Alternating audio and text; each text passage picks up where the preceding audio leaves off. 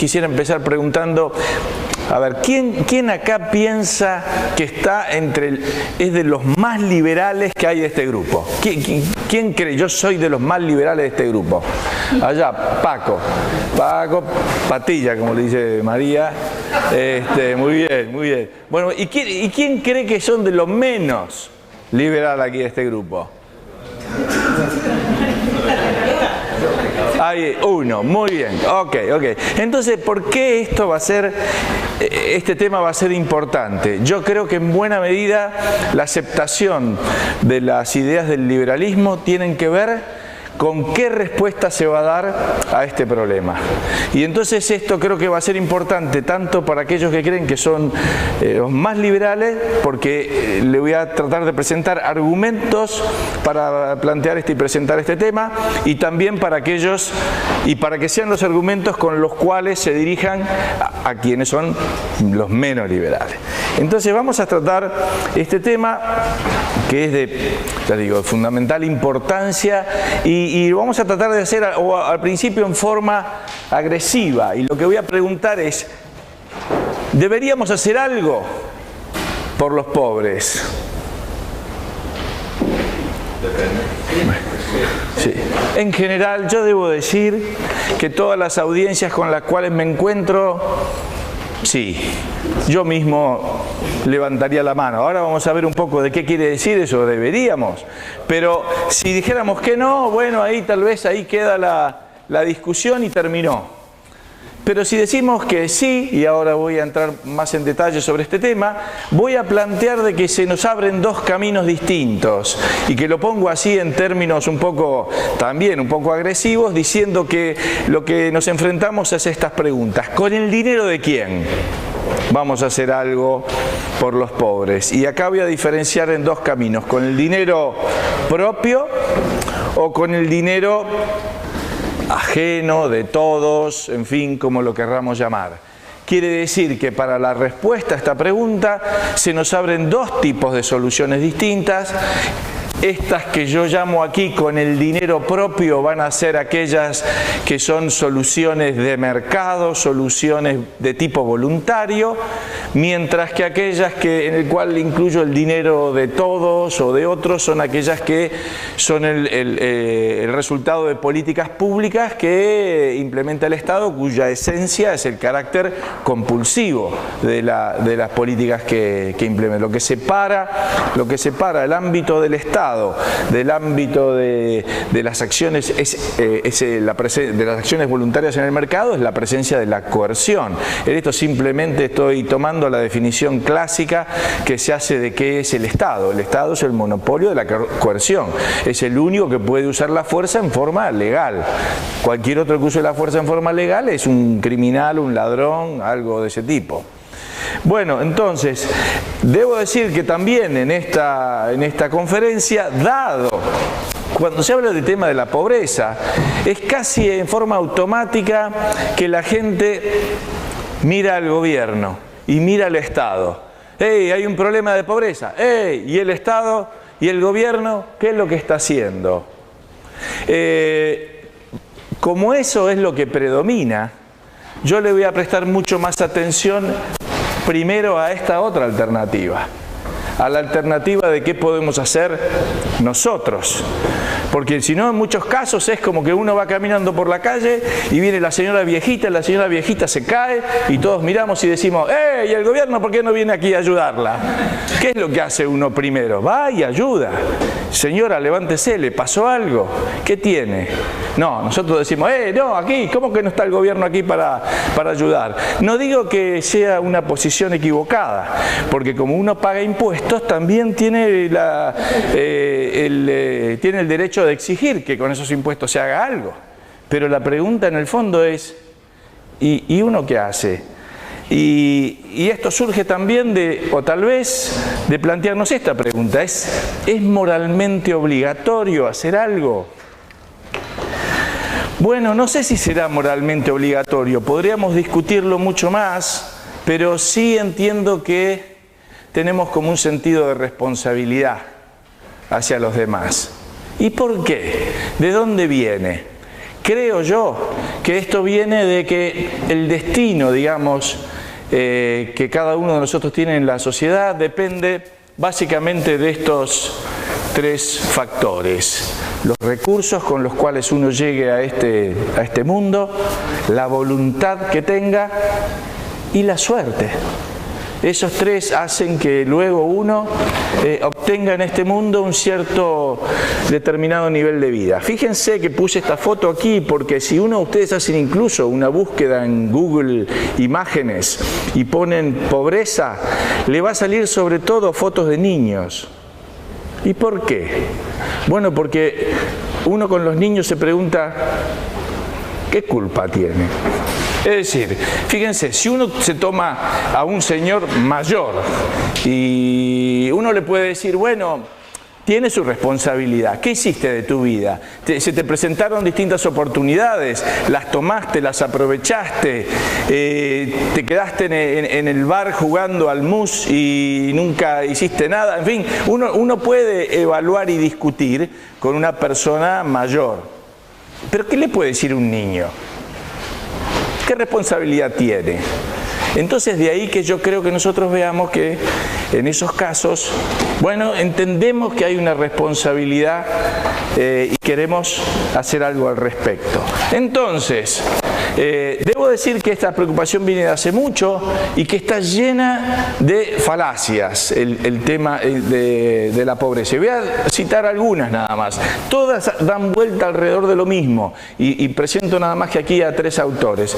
El primero es el llamado dogma de Montaigne, ese ensayista francés del siglo XVI, que puede resumirse en esta frase, básicamente: la riqueza de los ricos se origina en la pobreza de los pobres. O al revés, la pobreza de los pobres se origina en la riqueza de los ricos. Unos son ricos, ¿por qué? Porque los otros son pobres, o unos son pobres porque los otros son ricos. Básicamente, en términos más modernos, esto es un juego de suma cero. Si algunos van a tener más, es porque otros tienen menos. Larga tradición. Como ya ha sido enfatizado aquí en muchísimas conferencias, en realidad el proceso de mercado es un proceso de no suma cero, es un proceso de suma positiva en el cual se va creando cada vez mayor grado de riqueza. Luego la segunda y famosa y conocida es la de Marx, que algo comenté en la primera sobre la teoría del valor. ¿No es cierto? Si el valor proviene del trabajo, ¿de dónde proviene la ganancia del capitalista? Bueno, la ganancia del capitalista no puede sino provenir del trabajo, porque eso es lo único que crea valor.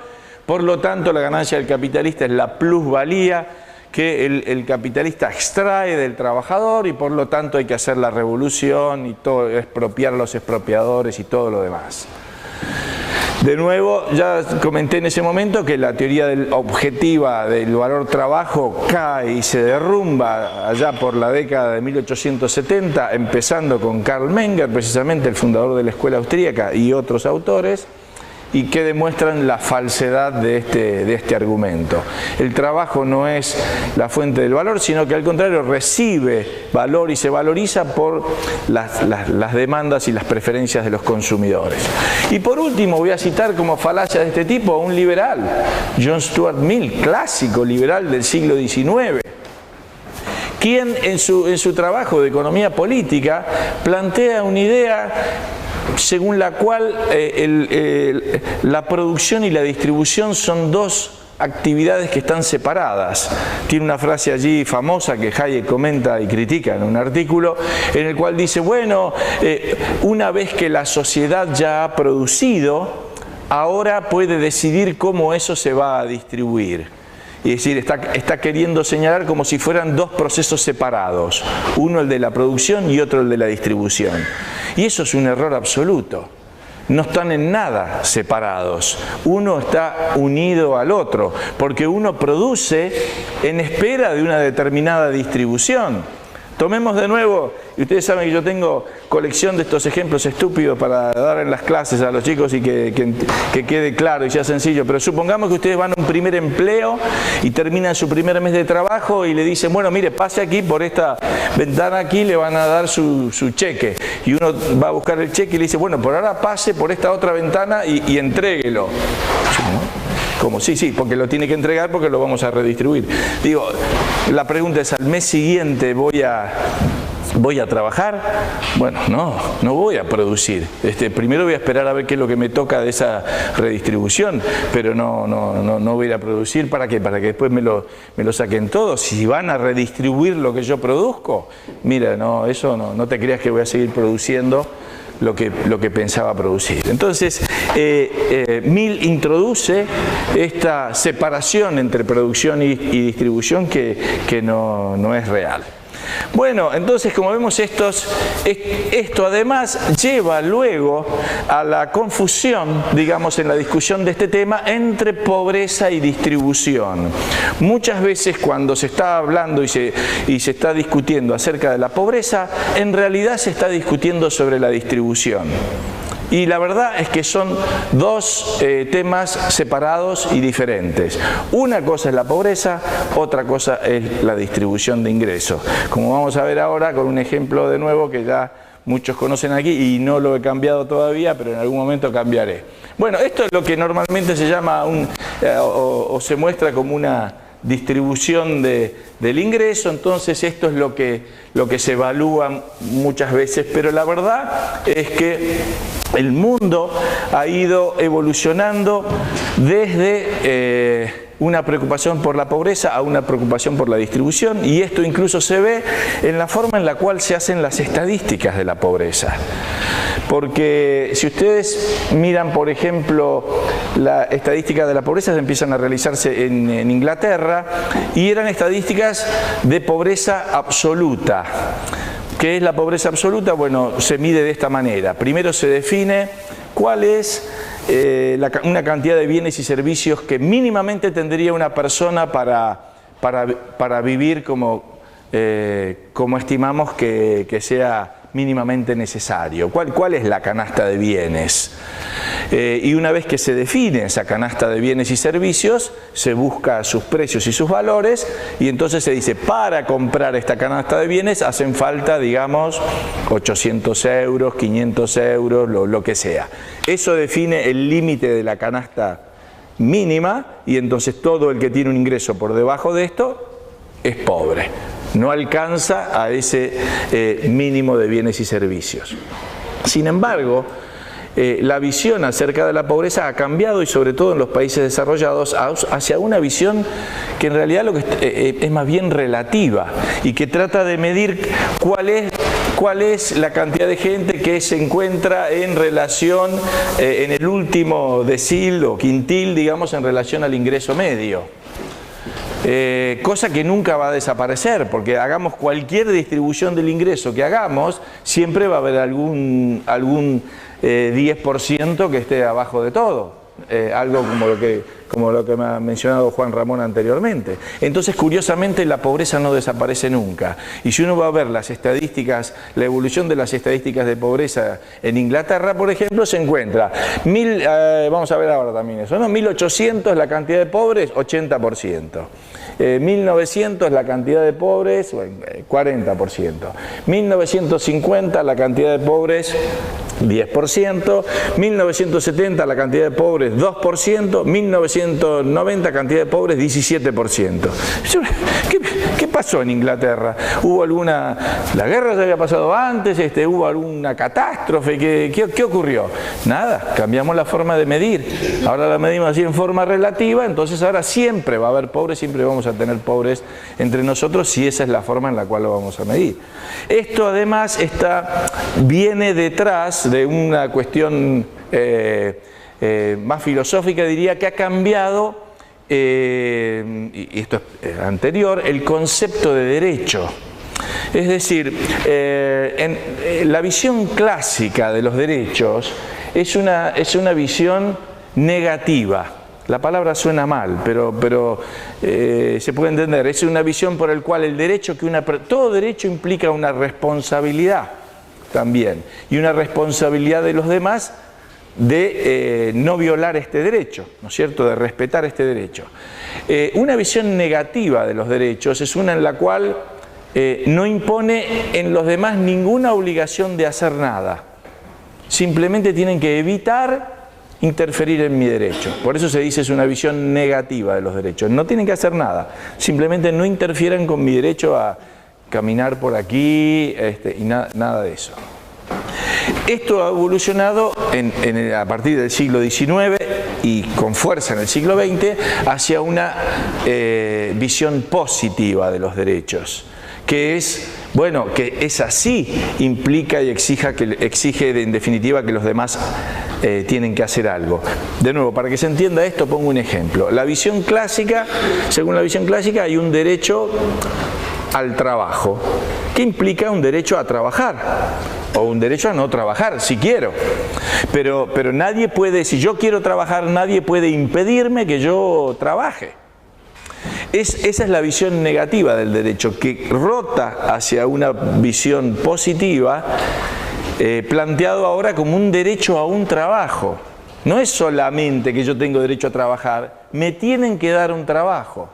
Yo tengo un derecho a un trabajo. ¿Y quién me lo va a dar? Bueno, ¿cuál es el aparato que tenemos para el respeto y el cumplimiento de nuestros derechos? El Estado. ¿Quién me va a dar un trabajo si yo tengo derecho a un trabajo? Me lo tiene que dar el Estado. Me tiene que garantizar un trabajo.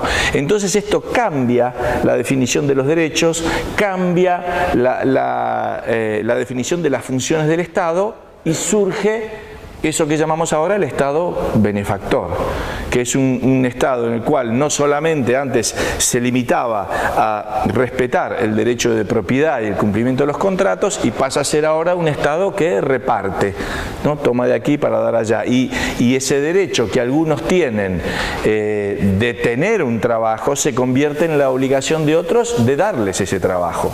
¿Vía qué? Vía los impuestos que vas a pagar para que el Estado le dé el trabajo a quienes tienen el derecho ese de tenerlo. Entonces esto genera un Estado redistributivo. Ahora, ¿es la redistribución del ingreso, digamos, el problema, y tiene eso algo, y cuál es su relación con la pobreza? Y acá viene el ejemplo que ya muchos aquí conocen. Pero acá quiero mostrarles a ustedes la relación entre dos familias, y esta es una familia Krause, que es la mía, y esta es una familia que se llama Gates. Estos son los Gates Senior y Krause Senior. Esto es mi papá y el papá del señor Gates. Y el señor Gates vivía en los Estados Unidos y tenía un ingreso, digamos, el doble de mi papá. $2.000, $1.000 tenía mi papá. Bueno, muy bien, muy bien. Bueno, ahora vienen Krause Jr. y Gates Jr. Este Krause Jr. soy yo. Y ese es Gates Jr., que en realidad me quedé corto con la columna porque tendría que haber ido por ahí, pero ya no me entraba en la diapositiva. Fíjense que la escala ha cambiado también, ¿no? Entonces, fíjense lo que ha pasado aquí. La brecha, la desigualdad ha aumentado enormemente. Pero la pobreza, digo, yo, ¿cómo estoy? Bueno, yo en relación a mi papá estoy 5 veces mejor. Él tiene un ingreso de 1.000, yo tengo un ingreso de 5.000. Vivo y tengo cosas que mi padre no pudo ni siquiera imaginar. Tengo un ordenador, es más, puedo gozar de cosas gracias a Bill Gates, a quien incluso hasta le copiamos los programas, a veces ni siquiera se los pagamos, y el hombre en realidad me hace la vida más fácil a mí. Pero la brecha claramente aumentó. Y sin embargo yo no fui sumido a la pobreza por esa circunstancia. Esto sí que yo le pongo acá Gates y Krause, podríamos poner esto lo mismo, lo que pasó por ejemplo en China. China antes ¿qué era? Era un país más o menos con un cierto grado de igualitarismo, pero todos pobres, salvo los burócratas del partido que ganaban más. Cuando se abre la economía china, ¿qué pasa?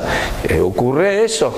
Ocurre que ahora hay millonarios chinos, recontra millonarios chinos, viajan por el mundo, compran empresas, etcétera, etcétera. La desigualdad aumentó. Pero la pobreza en China, ¿no? Y la pobreza en China le pasó lo mismo que esto. Los chinos ahora tienen un ingreso en promedio que es 20, 30 veces lo que era hace 30 años. Entonces son claramente dos cosas distintas. Ahora bien, esto plantea entonces un tema que es más general y que es más bien de tipo filosófico que económico, que es Bueno, ¿cuál debería ser una correcta distribución de la riqueza en la sociedad? Este es un enorme tema y que se discute cuando discuten todo lo que veían ayer de los videos, ¿no es cierto? En última instancia están discutiendo teorías de la justicia distributiva. Toda teoría, y lo voy a seguir en esto a este autor que mencioné que se llama Robert Nozick, toda teoría tiene que responder básicamente a estas cuestiones. De cada cual según su qué. Y a cada cual según su ¿qué? Hay que ponerle algo ahí, ¿no? Entonces, el marxismo, por ejemplo, Marx planteaba que había dos etapas en la sociedad. La etapa del socialismo era de cada cual según su trabajo, según su capacidad, perdón, a cada cual según su trabajo, según lo que trabajara. Pero que sí iba a llegar a una etapa de vida en la sociedad en la cual iba a ser de cada cual según su capacidad, a cada cual según su necesidad. Es decir, que nosotros íbamos a dar todo aquello que nos sintiéramos y tuviéramos capacidad de dar a la sociedad e íbamos a recibir todo aquello que necesitáramos. Está claro que una doctrina de este tipo lleva a las sociedades, como no duda que ocurrió, al total colapso. Porque si esas son las reglas de juego, ustedes van a encontrar a la gente diciendo que sus capacidades son cada vez menos. Uy, no tengo la capacidad de ir a trabajar ya el viernes a la tarde, perdón, tengo que...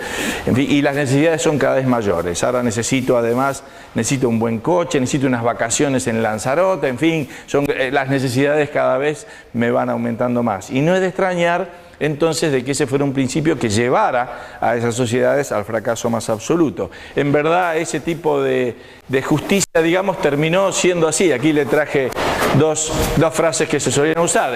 Ellos pretenden pagarnos y nosotros pretendemos trabajar. Eso era más o menos lo que era el socialismo. Y después esta de Churchill que dice: la virtud del comunismo es el reparto igualitario de su miseria y el vicio del capitalismo es el desigual reparto de sus bondades. Es decir, vos podías conseguir esa tan valorada igualdad, pero al precio de que éramos todos pobres, igualábamos todo para abajo, ¿verdad?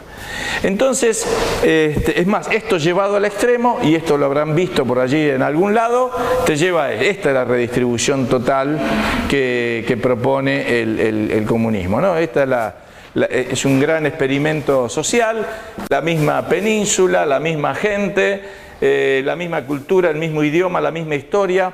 Por una circunstancia histórica se vieron divididos en dos territorios separados, con un modelo económico en un lado y con el modelo, con otra teoría de la justicia distributiva en el otro lado. Y este es el resultado que se ve de noche, ¿no? Esta debe ser la casa del señor Kim, supongo. Es la única que queda ahí, ¿no es cierto? Entonces, a eso lleva la redistribución total. Ahora, yo voy a decir que yo estoy a favor de la redistribución. Estoy a favor de la redistribución, dadas las circunstancias actuales en nuestros países, porque creo que tiene que haber un proceso de redistribución de quienes no producen hacia quienes producen. Es decir, creo que tiene que quedar claro de que nosotros estamos aquí no en defensa del statu quo, sino en la defensa de ciertas ideas, y que vamos a ser tanto o más críticos que nuestros compañeros socialistas respecto del llamado capitalismo de amigo, las ventajas, las prebendas y los beneficios con los cuales muchos se llenan los bolsillos, no por competir y satisfacer al consumidor, sino por ser amigos del poder y obtener un privilegio acá o allá. Claro que estamos a favor de la redistribución, eso no tiene que ocurrir. La distribución actual no es la distribución ideal, porque está distorsionada por todo ese tipo de intervención de la política y de los amigos de la política para obtener renta, digamos, a su favor. Ahora, ¿cuál sería nuestra distribución? Bueno, Nozick plantea que lo que nosotros, el problema de casi todas las teorías distributivas es que se fijan en el resultado, ¿no es cierto? Entonces dice, debería ser más igual o menos igual ¿no es cierto? Todos tener esto, todos tener aquello, que no haya mucha diferencia entre el que está tan arriba y el que está tan abajo. Están mirando todas el resultado. Y él dice, esa es una forma errónea de ver el problema. Lo que hay que ver es el proceso. Entonces, él propone que nuestra teoría de la justicia distributiva debería ser algo así. De cada uno según su elección, es decir, que cada uno sea libre de elegir lo que quiere dar, a cada uno según sea elegido. Es decir, que los demás estén dispuestos a darme a mí. Por ejemplo, yo puedo decidir elegir ser pintor. Voy a hacer cuadros. Yo podría hacer unos cuadros que, si ustedes saben cómo yo pinto, a lo mejor yo me la creo y pienso que valdría $1.000.000, pero ¿qué es lo que voy a recibir bajo este principio de justicia distributiva? Lo que los demás estén dispuestos a pagar por mi cuadro. Yo soy un buen trabajo de abogado y yo pienso que elijo hacer eso. ¿Qué es lo que voy a recibir? Lo que los demás estén dispuestos a pagar por mis servicios de abogado. Es decir, que mi ingreso va a estar determinado por lo que los demás valoran aquellas cosas que yo les doy. Ese sería entonces, sostiene Nozick, nuestro principio. Y es un principio en el cual la redistribución existente está basada en el proceso. No es entonces si es justo un determinado resultado, sino si el proceso fue justo.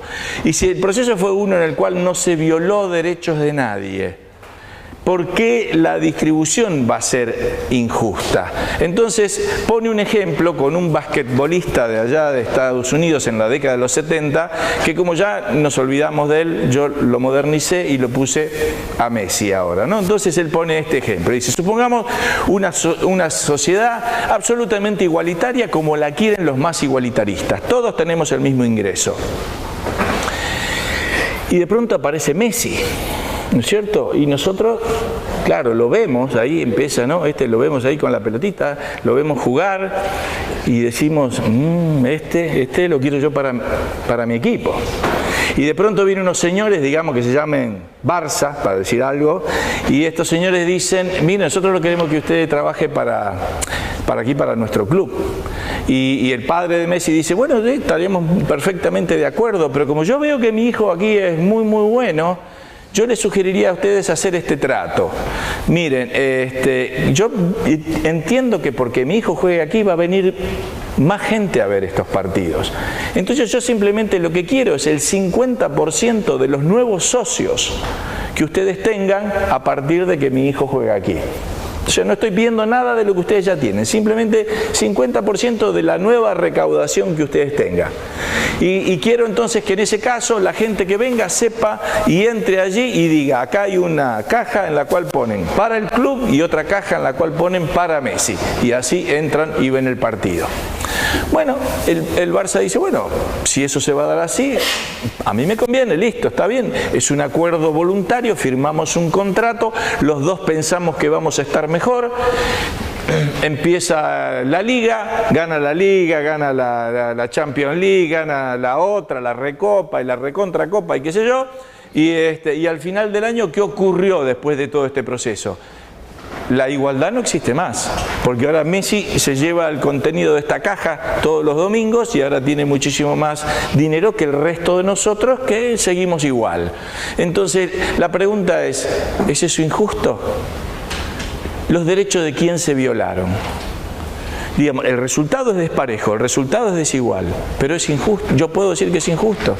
Nozick dice que no puedo decirlo, porque fue un proceso voluntario en el cual nosotros entregamos nuestro dinero para ver a este señor. ¿Por qué? Porque nos hace felices verlo, porque entendimos que valorábamos ese servicio que nos daba.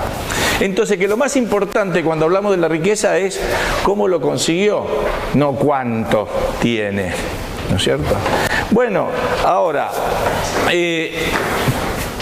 y por otro lado, las políticas redistributivas pueden darme algún tipo, esas teorías de la justicia redistributiva, digamos, pueden darme algún tipo de justificación, tienen algún sustento moral. Y acá tal vez no se ve de allá lejos, no, pero acá simplemente el chiste dice, el socio le dice, me estoy cansando, Robin, ¿por qué no le enseñamos a los pobres a que roben ellos mismos? Digamos, ellos estaban cansados de estar robando. Entonces, ¿tiene algún tipo de justificación moral la redistribución? Y yo ahora de nuevo voy con esos ejemplos que ya he dado. Bueno, vamos a ver esto. Mire, supongamos que yo me muero, llego allá a la puerta del cielo, ahí está San Pedro. Y San Pedro tiene una lista y dice, a ver, señor Krause, dice, acá está, lo encontré. Bueno, mire, señor Krause, para entrar acá usted tiene que responder algunas preguntas. Sí, claro, cómo no. Y entre esas preguntas me dice, señor Krause, ¿usted qué hizo por los demás? Todas estas conferencias, viajes, en fin, Lanzarote, me dice, no me dejan tiempo para nada. A mí se me ocurre, de pronto, pero yo pagué impuestos y con los impuestos se hicieron obras para los pobres. Vamos, usted cuando pudo los evadió y me va a ver y se los sacaron por la fuerza. Así que, escúcheme, eso para entrar acá lo que vale es su propio tiempo, su propio dinero y su esfuerzo. Así que por favor vaya ahí al limbo que vamos a ver qué hacemos con usted. Bueno, ahora muere el secretario de Política Social del Ayuntamiento o del Gobierno Nacional. Señor, está en la lista también, y la respuesta le sale mucho más fácil. No, yo hice cantidad de viviendas, ¿sabe la cantidad de viviendas que hice para los pobres? No, señor, eso lo hizo con el dinero que le sacaron coercitivamente a los demás. Lo que sirve para entrar acá es lo que usted hizo con su tiempo, con su esfuerzo y con su dinero.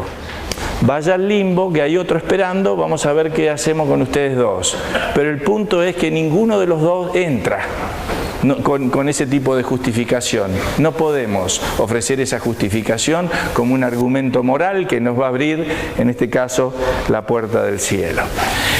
Porque en última instancia, fíjense que esto de redistribuir, de sacar a uno para darle al otro, es un poco como cuando uno está en el bus o en el tren y viene el cieguito pidiendo, ¿no es cierto? Y uno, y si era así, le mete la mano en el bolsillo al de al lado y le doy. El acto está bien, pero todos diríamos, pero ¿es correcto esto que hice? Le saqué el dinero al señor que estaba ahí al lado. Entonces, esto plantea serias dudas sobre el fundamento moral de las políticas redistributivas y además tiene otro tipo de consecuencias prácticas, y es que una vez que el Estado pasa de proteger derechos individuales claros a ser un aparato redistribuidor, la mayoría de la gente lo acepta y lo valora porque entiende que se va a redistribuir a lo Robin Hood, es decir, de ricos a pobres. Pero lo que no ven es que una vez que uno crea el aparato redistributivo, redistribuye para cualquier lado. Redistribuye Robin Hood, Hood Robin, de izquierda a derecha, de derecha a izquierda, y al final del día uno no sabe cómo la cosa quedó. Es decir, vayan a hacer a ustedes ahora una cuenta propia a ver cuánto reciben y cuánto ponen, a ver si ni siquiera la pueden hacer. Es decir, ninguno se va a quedar de brazos cruzados en esa sociedad en la cual se puede obtener renta de esta organización que ahí se ha quedado. Entonces van a pedir los pobres, van a pedir los ricos, van a pedir los artistas, van a pedir subsidio, van a pedir esto, subsidio, van a pedir los otros, y el Estado se convierte en esa gran piñata, ¿no es cierto?, en la cual todos pretendemos vivir de los demás. Bueno, eso es el Estado benefactor. En países donde hay instituciones de calidad, lo que observamos es que debilita los incentivos para producir, eso se ha visto allá, aquí se ha mencionado. De pronto, ¿para qué voy a ir a trabajar si lo que obtengo del paro es casi cercano o incluso mayor a lo que pueda conseguir? Genera problemas. Fíjense lo que pasa en los países nórdicos, ¿no?, que a veces, atraídos por ese sistema, hay una inmigración que luego plantea problemas culturales y religiosos, que si un danés hace una caricatura de Alá, resulta que lo quieren matar en todo Medio Oriente, ese tipo de cosas así, que genera ese tipo de problemas.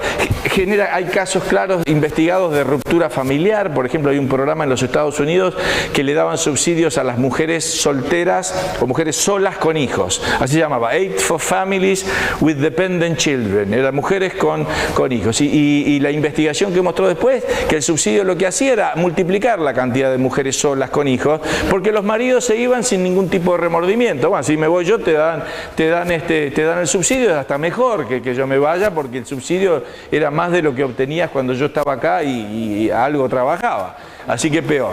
Y además, el Estado benefactor rompe el contrato familiar. Cuando no había Estado benefactor, ¿qué había? Bueno, había un simple contrato familiar por el cual los padres sostienen a sus hijos cuando los hijos no se pueden sostener por sí mismos, y luego los hijos sostienen a los padres cuando los padres no pueden sostenerse por sí mismos. Y esto funcionó así por siglos y siglos. Pero ahora, esa es una función que toma el Estado benefactor y ahora ya releva en cierta forma de esa responsabilidad. No tengo que ocuparme de mis padres porque, bueno, el Estado se ocupará, no yo. Y entonces se rompe ese contrato familiar existente. Bueno, esos son los problemas que tenemos. ¿Cuáles son las soluciones voluntarias a la pobreza? Bueno, yo voy a señalar, a presentar aquí 4. Primero, la generación de riqueza, la iniciativa emprendedora y los empleos y la generación de empleos. En segundo lugar, voy a señalar, a comentar algo sobre los derechos de propiedad, luego la ayuda mutua y por último la beneficencia. Esos son los grandes 4 elementos, digamos, que hacen a superar el problema de la pobreza a través de acciones voluntarias y del mercado. El primero es impresionante. Esto ya se ha mostrado tal vez aquí, pero esto es una estadística, que hay 2 fuentes de estadísticas, que son un señor que se llama Brad DeLong, que trata de hacer un cálculo, tomémoslo también con pinzas, de cuáles eran los niveles de ingreso desde el año menos 10.000 hasta el presente en la humanidad, el nivel de ingreso per cápita de la población. El otro es un famoso académico inglés que ha reconstruido estadísticas hacia atrás de todo tipo y que empiezan en el año 0 hasta ahora. Bueno, en los 2 casos vemos una sociedad que, si esto fuera un electrocardiograma, está muerto el tipo acá. Y salta la vida allá. Se produce algo. Miren lo que es eso, lo que ocurre ahí con esa curva. Yo le puse así, estos son 300 años de rule of law, es decir, para no saber qué poner, de limitación al poder institucional. Son 300 años desde la así llamada Revolución Gloriosa en Inglaterra, que luego desata la Revolución Industrial, la limitación del poder, el dejar de lado los beneficios de los gremios medievales, etcétera, empieza a abrir la economía inglesa. No es de extrañar, no es casualidad que se produzca la revolución industrial allí y no en otro lado. Y luego, a partir de eso, ocurre eso, que yo creo que entonces en cualquier discusión que haya acerca del capitalismo o algún otro sistema económico, uno simplemente tendría que sacar este gráfico y decirle basta, no discuto más. Ahí está, muéstreme otro sistema económico que tenga un resultado similar a eso. Se acabó la discusión, no sé por qué seguimos discutiendo esto en realidad. Bueno, tengo muchas gráficos también de este tipo, todas similares, pero para que vean ustedes distintas fuentes. Estos son los datos. Más o menos el ingreso per cápita de un habitante en el año menos 10.000 a hoy sería el equivalente de unos $100 al año, más o menos. Fíjense que a la época del auge griego, digamos, pasa a 150 y se mantiene así hasta finales de la Edad Media. Sube un poquito a 200 y desde 1750, desde de nuevo el Rule of Law y la Revolución Industrial, pasa a $6.600 per cápita. Hoy anda alrededor de 7.000. 6.000, 7.000 dólares per cápita, y además miren cómo creció la población, con lo cual el conjunto de la riqueza es esto multiplicado por eso, ¿no? Con lo cual, si hacemos esto por esto, nos da una riqueza creada desde 1750 hasta acá absolutamente increíble y nunca vista en la historia de la humanidad. Esto es otro, por ejemplo, este es desde 1600, también DeLog y Madison muestran lo mismo. Esto es otra fuente, desde 1820, en dólares constantes, como ven ustedes. Y esto lo dice el mismo Marx. Leo para los que están lejos, ¿no? En el siglo escaso que lleva como clase dominante, la burguesía ha creado energías productivas mucho más grandiosas y colosales que todas las pasadas generaciones juntas. Pensemos en el sometimiento de las fuerzas naturales al hombre, en la maquinaria, en la aplicación de la química, industria y la agricultura, en la navegación mediante el vapor, en los ferrocarriles, en el telégrafo eléctrico, en la roturación de continentes enteros, en los ríos abiertos a la navegación, en los nuevos pueblos que brotaron de la tierra como por milagro. ¿Quién en los pasados siglos pudo sospechar siquiera que en el trabajo de la sociedad yaciesen ocultas tantas y tales energías y tales capacidades de producción? Sí, obvio. Lo que pasa, para él eso era terrible. Y llevaba al colapso final del capitalismo. Pero esto es exactamente lo que ocurrió y lo que sigue ocurriendo. Y ahí es donde él se equivocó. Él planteaba que los pobres iban a ser cada vez más pobres. No es así, ahora vamos a ver. Planteaba que las empresas iban a ser cada vez más concentradas, cada vez más grandes, etc. Tampoco es así. Digamos, diría 95% de sus predicciones, no sabría cuál es el 5%, digamos, pero no se cumplió. Bueno, porque alguno puede decir, bueno, pero está bien, han aumentado los ingresos, pero está desigualmente distribuido. También cae la desigualdad. Esto ya fue, lo presentaba Juan Ramón cuando hablaba de Piketty, pero esto es el ingreso per cápita, el mismo que habíamos visto en otros cuadros anteriores, y esta es la distribución del ingreso. Esto es el número total de pobres. Esto es porcentaje de pobres. Pero claro, un 10% de pobres ahora en 7.000 millones de habitantes son 700 millones de pobres. Acá había nada más que 1.000 millones de habitantes y entonces había 800 millones de pobres. Parece que los pobres fueran lo mismo. Bueno, porcentualmente ha caído, pero en términos absolutos también. Esto es en términos absolutos. En 1820, más o menos unos 1.000 millones, crece más o menos a 1.500 acá, fíjense, 1970, 1992, y ahí vuelve a caer en términos absolutos hacia abajo. ¿Por qué esto? Y esto básicamente por el crecimiento que hemos visto en los últimos años en países que se han abierto al mercado, aunque sea relativamente, como China e India. Con que esos países adopten un poco de mercado, generan un volumen, respeten un poco la propiedad y los contratos, generan un volumen de inversiones fenomenal que los hace crecer al 10% anual y cae la pobreza en esos países con tan cantidad de habitantes, cae la pobreza a nivel global. Bueno, esto de nuevo, se reduce el porcentaje de pobres, es otra fuente de Martin Wolf del Financial Times. La pobreza, de nuevo, muestra lo mismo, Martin Wolf, la pobreza también cae. Cuanto mayor grado de crecimiento, más cae la pobreza. Ese es el crecimiento de China, en promedio 9,9. Esta es la reducción de la pobreza al menos 8,4 anual. Esto es Vietnam, India y Uganda. Así que fíjense cómo el crecimiento económico saca a gente de la pobreza, así de a miles y de a millones, ¿no? Bueno, ahora voy rápido porque no solamente impacta en el nivel de ingresos, sino en muchas otras cosas. Expectativa de vida, ahí va, expectativa de vida en el crecimiento y el nivel de ingresos. Los países con mayor nivel de ingresos, mayor nivel expectativa de vida, mayor acceso a agua potable, mejoras en la nutrición. Esto es Europa, Estados Unidos, estos son los otros continentes, pero van mejorando. Incluso aumenta o se mejora la resistencia a los desastres naturales. Este es el crecimiento del PBI, o sea, del ingreso per cápita, y esta es la cantidad de víctimas por desastres naturales. También cae en la medida que crece el volumen de riqueza. Satisfacción con la vida y PBI también. Evolución de la satisfacción de la vida. Es decir, cuanto más crece la economía, la gente se siente más satisfecha. Todo esto los voy a pasar porque si no se va a hacer muy largo. Acá vemos cómo caen las tasas regionales de pobreza. Esto, fíjense, esto es China, India, ¿no? Asia. Miren cómo cae. África incluso empieza a caer en los últimos años también.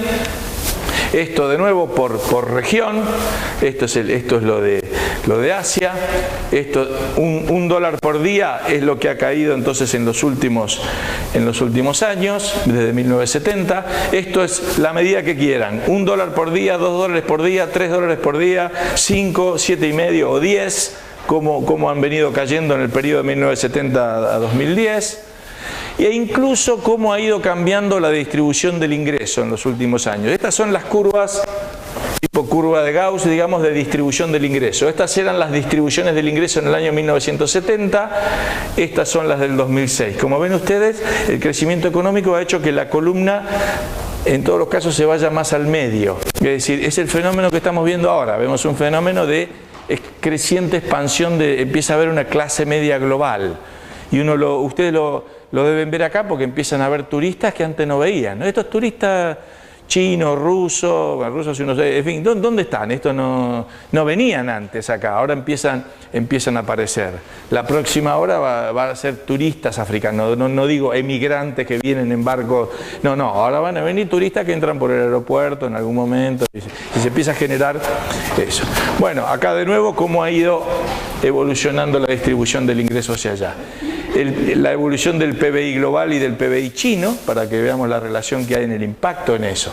Y esta gente, es gente, no sé si vieron esta película, Slumdog Millionaire, espectacular. Es gente, miren, de 1.200 millones de personas traspasaron ese límite de la pobreza de $2 por día de 1990 a 2005. 632 millones en China y 117 en la India.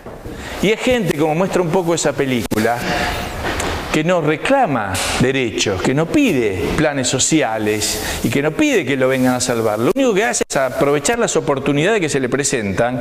En la película no eran todas muy santas, debo decir, esas oportunidades, pero es tomarlas y avanzar, digamos, en el mejor espíritu emprendedor. Bueno, el segundo punto es la empresarialidad.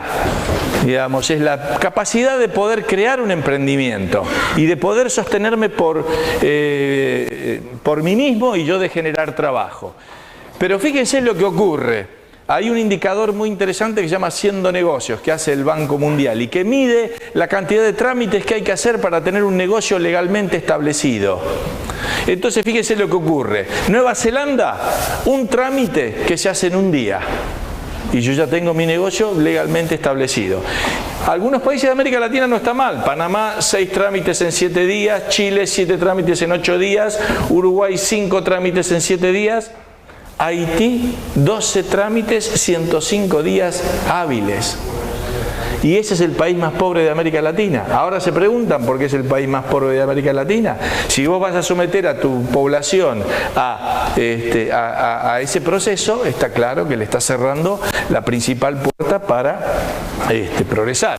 Luego tenemos el problema de los emprendimientos generan empleos y en gran parte de nuestros países, no voy a entrar en detalle en esto porque no hay tiempo, lo dejo para las preguntas, la legislación laboral cierra las puertas para el empleo porque convierte el empleo en algo tan costoso que ahora no puedes estar contratando fácilmente a la gente, sino que tienes que tomar una decisión muy seria y muy acotada porque sabes que estás asumiendo, en términos contables, un pasivo muy serio cuando tomas a alguien.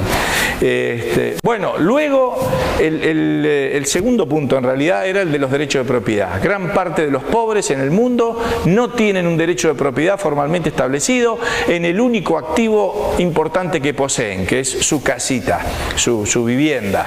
Este es el tema, muchos de ustedes lo conocerán, de Hernando de Soto, economista peruano que ha recorrido el mundo y señalando, miren acá hay un capital hundido enorme de todos estos pobres que no existe para la economía formal porque no hay un derecho formal de propiedad, no tienen un título, no pueden acceder al crédito y a una cantidad de servicios más.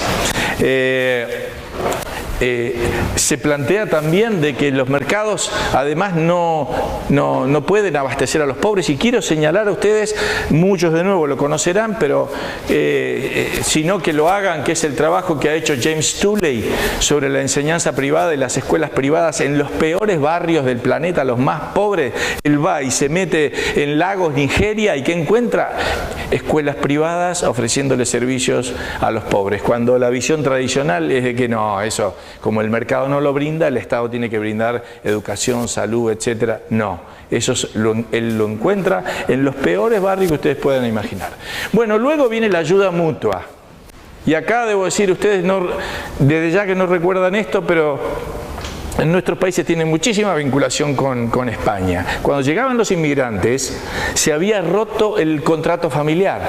La familia quedaba allá y el inmigrante se venía acá, estaba solo. Entonces, ¿qué hacían? Se juntaban para darse mutua solidaridad en lo que se llamaban sociedades de socorro mutuo. Si no les traje la lista, que en la Argentina había Sociedad Española de Socorro Mutuo, la gallega, la asturiana, cada uno tenía la suya. A principios del siglo XX había 1.200 sociedades de socorro mutuo en la ciudad de Buenos Aires.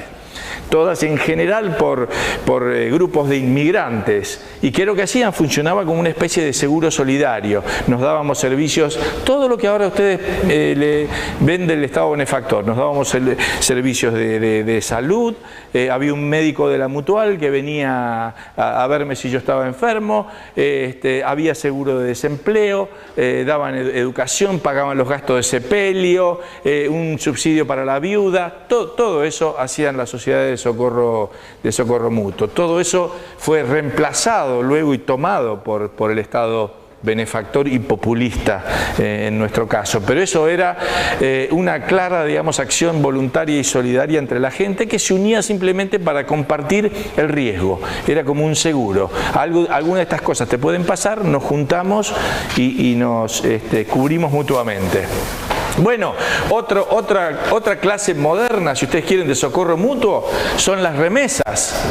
¿Cuántos hay, por ejemplo, sobre todo en Centroamérica, donde esto más ocurre? ¿Cuántos planes sociales hay de aquellos que se van a trabajar a los Estados Unidos o que vienen aquí y luego simplemente lo que hacen es mandar parte de su mayor productividad en países que tienen mayor volumen de capital, se lo mandan de nuevo y mandan planes sociales, llamémoslo así, a su familia que quedó atrás? Bueno, esto lo voy a pasar. Por último, la filantropía, la beneficencia. Es el acto de dar. Doy sin esperar algo a cambio, porque la ayuda mutua es un seguro entre todos. Yo doy, pero espero recibir. Acá yo doy y no espero recibir y no pido recibir. Recibo la satisfacción psíquica de haber ayudado y de dar. Y esto también, si uno va a estudiar la historia de nuestros países, ha tenido un enorme papel en muchos ámbitos, en muchos momentos de la historia. En otras épocas esto era sobre todo una actividad que llevaba adelante las iglesias, pero la verdad es que hubo sociedades de todo tipo de beneficencia. Yo he encontrado una enorme cantidad en mi propio país que luego languidecen porque, claro, de nuevo, ahora esto es una tarea que hace el Estado benefactor y en cierta forma desplaza estas iniciativas. Bueno, entonces, acá puse una de donaciones privadas tipo vouchers, que funcionan en muchos casos ahora, sobre todo en los Estados Unidos, que son donantes que simplemente lo que hacen es entregar como becas a jóvenes pobres para que vayan a estudiar o para que tengan una cobertura de salud, etcétera. Estos son entonces los 4 elementos. El fundamental y primero, generación de riqueza, emprendimientos, puestos de trabajo. Derecho de propiedad, ayuda mutua, beneficencia. Ahora bien, después de todo esto, y para terminar en los 2 últimos minutos que les dije que había 2 caminos, el camino de las acciones voluntarias, que son todas estas, y el camino de las políticas públicas. Aún así, si quieren seguir por ese camino, bueno, vamos a darle una respuesta también a aquellos que quieren ir. ¿Qué se puede hacer? ¿O cuáles son las alternativas desde el punto de vista de las políticas públicas? Bueno, hay básicamente, desde el punto de vista económico, 2 tipos de políticas. Y decimos que se subsidia la oferta o se subsidia la demanda. Se subsidia la oferta, ¿qué es? Es cuando el Estado va y dice, hay pobres. Los pobres, ¿qué pasa? No tienen salud, no tienen educación, no tienen vivienda. Entonces, ¿qué yo hago? Hago hospitales, hago escuelas y construyo viviendas. Es decir, estoy del lado de la oferta, ¿no? Pongo esos servicios para que los tengan. Ustedes saben, el Estado es un mal administrador. Los hospitales terminan siendo mal administrados, las escuelas empiezan siendo mal administradas, los incentivos son débiles, son de otro tipo en el sector político, etc. Algunos sostienen ahora que lo mejor, que lo que se debería hacer no es subsidiar a la oferta, sino subsidiar a la demanda. Es decir, esto es lo que se conoce normalmente como política de vouchers, es decir, darle a la gente pobre, digamos, la gente pobre no puede acceder a la salud. Bueno, mira, aquí tienes un vale con el cual te vas a comprar en el sector privado un seguro de salud, tú eliges, hay competencia, en fin, haz lo que quieras, pero yo no me pongo a administrar hospitales porque yo no sé. Entonces simplemente te subsidio tu consumo. Sobre esto, en estos ámbitos que estamos aquí, hay críticas, hay apoyo, etcétera. Es un tema muy discutible. Lo quería mencionar al final nada más porque es una de las alternativas. Entonces, resumiendo, el camino de lo voluntario con 4 alternativas, digamos, y el camino de lo coercitivo con 2. Esas son las alternativas que se nos presentan en general para hacer algo respecto a la pobreza. Cualquiera de las que discutamos, porque hay mucha variedad en un campo o en otro, van a entrar en alguno de estos aspectos de la calificación y bueno, y poder dar una respuesta entonces con esto, creo yo, a aquella preocupación que plantea y que describe muchas veces a los liberales como gente que no se preocupa por los demás, que no le importa nada en absoluto, y no, sin embargo, nosotros estamos muy atentos a este tema y tenemos además las soluciones para ofrecer. Bueno, gracias.